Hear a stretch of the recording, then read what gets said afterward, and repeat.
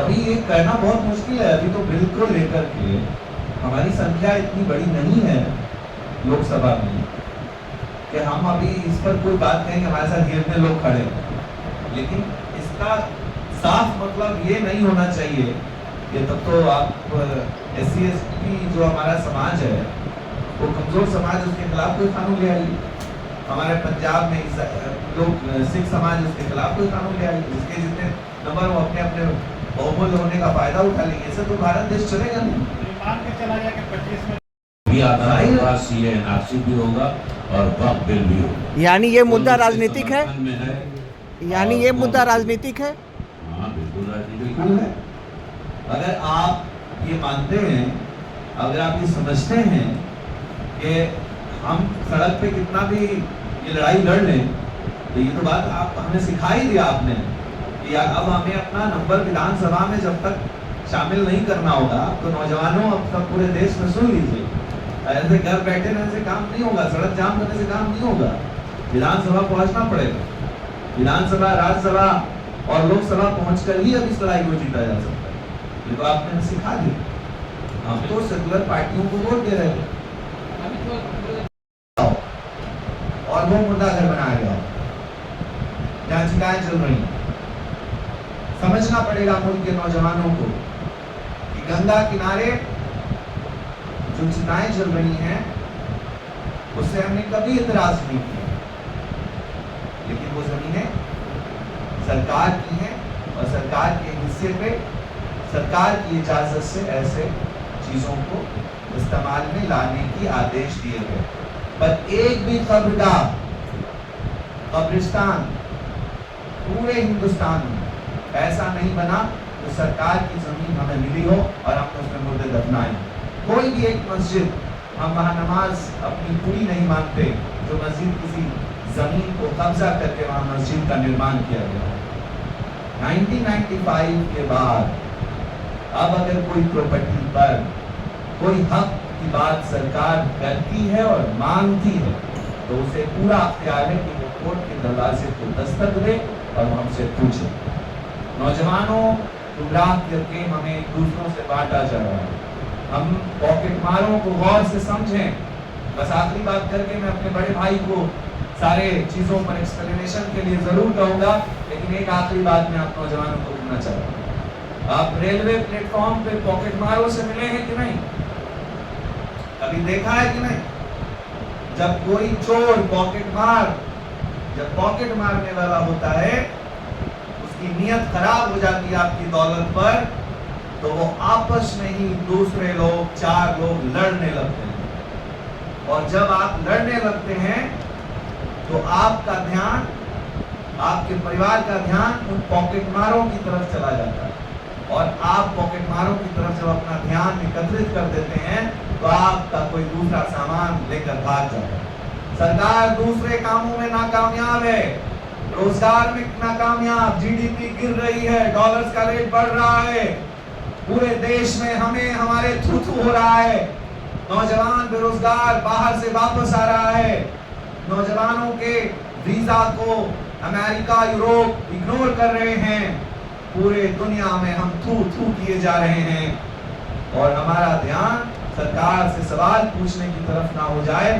इसलिए सरकार नए बिल लाकर हम नौजवानों को बांटने का काम कर रही है, गुमराह करने का काम कर रही है। इस सिलसिले में बिल पर उठाया हुआ एक भी कदम पूरे हिंदुस्तान के मुसलमानों को सड़क पे ला सकता है। इसलिए मैं सरकार से अपील करता हूँ कि प्लीज इस तरह का कोई भी अमेंडमेंट करके हमें उकसाने की कोशिश ना करें। मैं पूरा यकीन रखता हूँ कि आप मेरी बातों को इस्तेमाल की है हिंदुस्तान की सरजमीन पर, उनके कागजात हमारे पास किसी जगह पर हमारे शरिया के जरिए बहुत बड़ा प्रोग्राम इस सिलसिले में रखा गया है बाबू सभागार में ये कार्यक्रम, इसमें वो बड़ी संख्या में शामिल हों। इसके डिटेल्स हम लोगों ने फेसबुक पे और यूट्यूब पे शेयर कर दिया है और पूरे देश में इस इशू ने एक अलग तरह का माहौल क्रिएट किया है और बड़े जानकार का मानना है कि ये कानून सीए और एनआरसी से भी ज़्यादा खतरनाक है। इसी सिलसिले में आप देश के हर हिस्सों में इसके खिलाफ लोगों को इकट्ठा देख रहे हैं। सभी नौजवान जो हमारे हिंदू, मुस्लिम, सिख, ईसाई, किसी जाति, किसी धर्म के लोग हैं, उन्हें कुछ बातें पता हैं और कुछ बातें हम लोग को बताना चाहते हैं। सबसे पहले हमें ये समझना होगा कि 1995 एक्ट में जो कुछ भी शामिल है उसके बारे में मीडिया गलत प्रेडिक्शंस कर रही है। मीडिया के माध्यम से बताया जा रहा है और कई नेतागण जो बहुत बड़े चेहरे हैं किसी दूसरी पार्टी के, खासकर बीजेपी के कुछ बड़े नेताओं ने जो बयान दिया है कि वक्त का मतलब जो उन्होंने समझाने की कोशिश की है कि आप जिस जमीन पर और जिस जायदाद पर वक्त चाहेगा उस पर वो काबिज हो सकता है इस एक्ट के तहत, जो कि बिल्कुल गलत प्रेडिक्शन किया गया बयान है और हम उसकी मुखालफत करते हैं।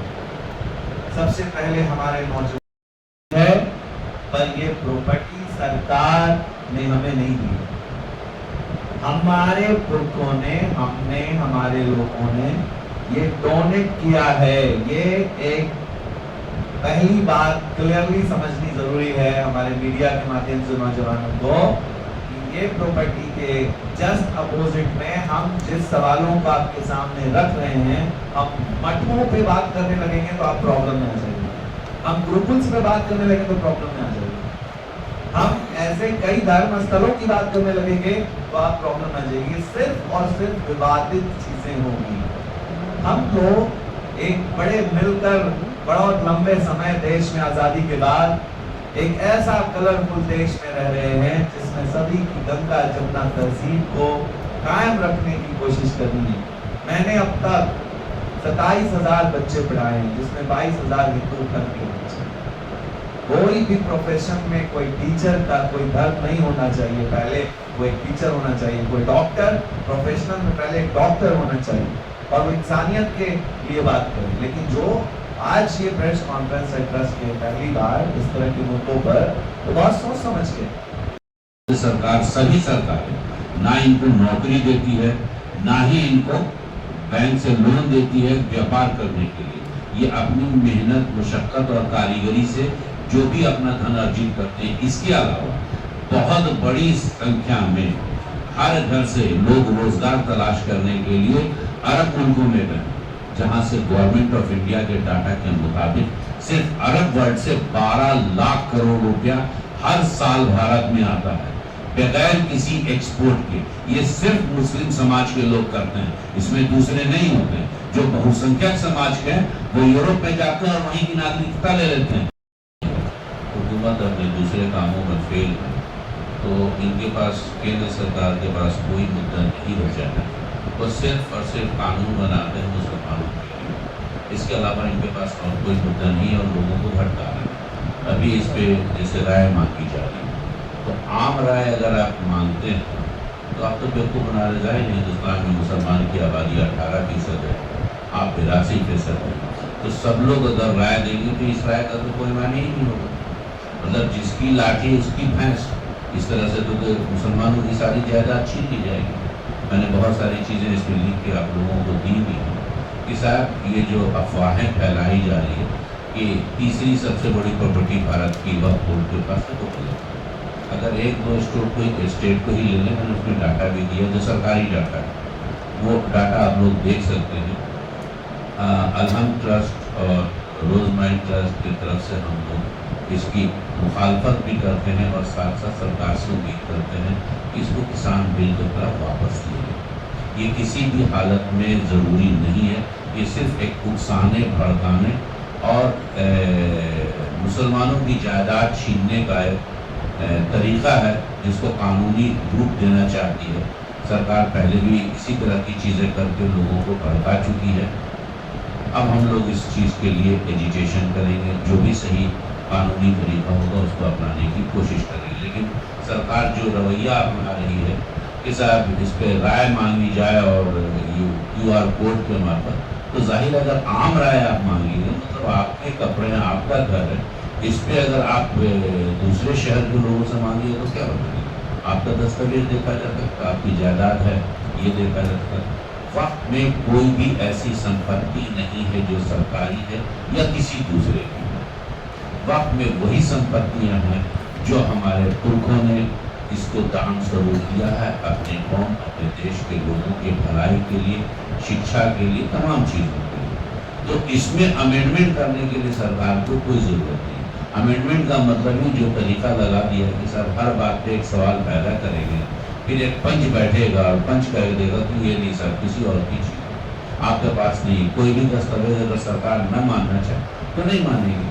CA में कैसे NRC में हंगामा खड़ा कर दिया, कागज़ दिखाया जाए, कागज़ दिखाया जाए। आसाम में दिखाया गया, लोगों ने कागज़ दिखाया, 25 लाख लोग रिजेक्ट हो गए, जाहिर है कागज़ पूरे नहीं थे। अब उस 25 लाख में 5 लाख मुसलमान थे, 20 लाख हिंदू, तो उन्होंने इस 20 लाख को डिफेंस देने के लिए CAA ला दिया, ठीक है ना। तो मतलब आप जानबूझ करके अपने ही देश की जनता को परेशान कर रहे हैं, आप अपने नागरिक को प्रताड़ित कर रहे हैं धर्म के नाम, जबकि ज्यादातर इसमें जो लोग हैं उनको धर्म से कोई लेना देना नहीं, उनको अपने सत्ता की चाहिए और सत्ता की चाशनी चाटने के लिए वो आम लोगों को भड़का रहे हैं। आम रह लेंगे क्या? आम जनता को भी ये कहीं भड़का करके गुनहगार बना रहे हैं, अपराधी बना रहे हैं। मॉब लिंचिंग के मार्फत ही अपराधी बनाते हैं अपने कौम के लोगों को। उसी तरीके से अब संपत्ति के नाम पे अपराधी बनाएंगे कि भाई ये वक्त की संपत्ति है, हर जगह पे कुछ न कुछ करके कब्जा करो। तो सरकार कानून बना करके इसमें अमेंडमेंट के नाम पे जो हंगामा खड़ा कर रही, इसको हम लोग रद्द करने की अपील करते हैं। और इमारत शरिया में जो कल इसके लिए बैठक हो रही है, वहाँ पे बिहार के तमाम लोगों से हम गुजारिश करते हैं कि सब लोग वहाँ पे आएँ और आकर के उस बात को सुने और इसको आउटराइट रिजेक्ट करें। चीज़ें जैसे इनकम टैक्स ट्रिब्यूनल है ना, इनकम टैक्स का जनरल अदालत में पहले नहीं जाएगा, वो पहले वहाँ ट्रिब्यूनल में आप जाइए, क्योंकि वो उस लाइन के लोग हैं, वो आपको वहाँ फैसला करेंगे। अब जायदाद का जो सिविल मैटर है, पुश्तैनी जायदाद का मामला होता है, वो ट्रिब्यूनल में जाएगा, वो उसके जानकार होते हैं, वो आम क्रिमिनल और अदर कोर्ट में नहीं जाता। फिर अगर जाना होगा तो हाई कोर्ट में जाते हैं लोग। हाँ, हाई कोर्ट पहले भी एक तो गलत बताया गया मीडिया में, उसको चैलेंज नहीं कर सकते, उसको बिल्कुल चैलेंज कर सकते हैं। हमेशा चैलेंज हुआ है, कई मैटर ऐसे आए हैं, उसको किया गया। और कैसे आप गूगल पर भी सर्च कीजिएगा कि ट्रिब्यूनल में कितने मुकदमे जीते लोगों ने और वो हाई कोर्ट में जाके हार गए। और कई मुकदमे ऐसे हुए कि ट्रिब्यूनल में अगेंस्ट में जजमेंट दिया, हाई कोर्ट और सुप्रीम कोर्ट पे जाकर, लखनऊ का ही कई मैटर है जिसको लोगों ने जाकर के जीता है। तो ट्रिब्यूनल इसका अपना सेपरेट है, वो भी गवर्नमेंट बॉडी है ना, ऐसा तो नहीं है कि सब कोई प्राइवेट संस्था, गवर्नमेंट बॉडी है वही देखती। लेकिन अभी जो चीज अमेंडमेंट किया जा रहा है ना, वो डिस्ट्रिक्ट मजिस्ट्रेट को दिया जा रहा है, जिनको इसकी जानकारी ही नहीं होगी। एक IAS अफसर जो कंटिन्यू एक चीज में है, वो हर 4 दिन को उनका ट्रांसफर होता है, तो सिविल मैटर्स को कितना समझेंगे? अभी भी जो फैसले हो रहे हैं देश में क्यों हो रहा है, अदालतों में क्यों देर हो रहा है? अभी जितना मुकदमा अपने यहाँ है उसमें 350 साल लगेगा फैसला होगा। जाहिर है वो आसानी से नहीं होगा। हर चीज़ का एक ट्रिब्यूनल है, इनकम टैक्स का, अदर्स जो भी है, उसी तरीके से इसका ट्रिब्यूनल बना है जिसमें गवर्नमेंट के ही जुडिशरी के लोग होते हैं जो इस मैटर को समझते हैं, वही फैसला। देखिए ये एक बात ऐड